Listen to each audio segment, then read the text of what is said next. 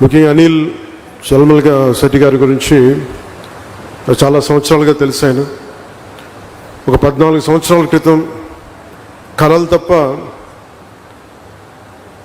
కేవలం ఏదో సాధించాలని ఒక తపన,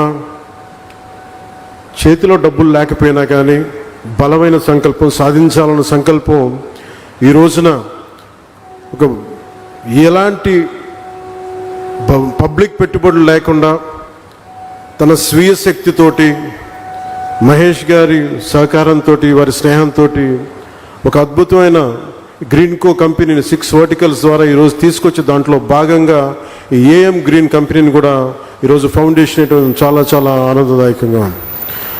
ఒక మనిషి కళల కంటే తప్ప ఏమీ సాధించలేరు.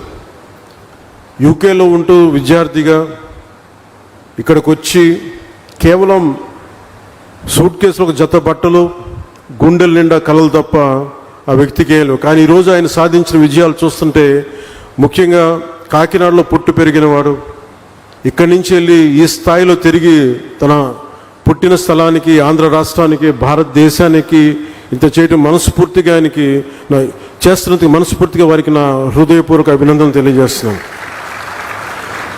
గౌరవ ముఖ్యమంత్రి గారు పదే పదే చెప్తూ ఉంటారు, గవర్నమెంట్ అనేది కంటిన్యూ, ఒక గవర్నెన్స్ అనేది ఒక కంటిన్యూటీ. అది ప్రభుత్వాలు మారచ్చు, పార్టీలు మారచ్చు, కానీ ప్రభుత్వం మటుకు స్థిరంగా ఉంటుంది. గత ప్రభుత్వాల్లో, ముఖ్యంగా ప్రత్యేకించి గత ప్రభుత్వంలో పారిశ్రామికవేత్తలకి ఎలాంటి ఇబ్బందులు ఉన్నాయో అలాంటివి తెలుసు. కానీ గౌరవ ముఖ్యమంత్రి గారు చెప్పేది, పారిశ్రామికవేత్తలకి, పెట్టుబడులకి ఎలాంటి ఇబ్బంది కలగకుండా చాలా ఆరోగ్యకరమైన వాతావరణం ఉండాలని వారు చెప్పే దానికి నిదర్శనం ఈ రోజున ఈ భవిష్యత్తులో ఇది ఒక $10 బిలియన్ ఒక పెట్టుబడులు వచ్చే ఒక బలమైన కంపెనీగా దీన్ని తయారు చేయడం మనస్ఫూర్తిగా వారికి నా అభినందనలు తెలియజేస్తున్నాను. కాకినాడలోని 495 ఎకరాల విస్తీర్ణంలో ఇది ఏర్పాటు కానున్నది. ఇది సంవత్సరానికి 1.5 మిలియన్ మెట్రిక్ టన్నుల గ్రీన్ అమోనియా ఉత్పత్తి లక్ష్యంగా నిర్దేశించబడింది. 15,600 కోట్లు పెట్టుబడులు ఉండగా దానికి అనుసంధానంగా సుమారు $8 బిలియన్ అంటే దాదాపు 60, మన డబ్బులు చెప్పాలంటే 66,400 కోట్ల విలువైన రెన్యూబుల్ ఎనర్జీ పెట్టుబడులు కూడా భవిష్యత్తులో సాధ్యమవుతాయి.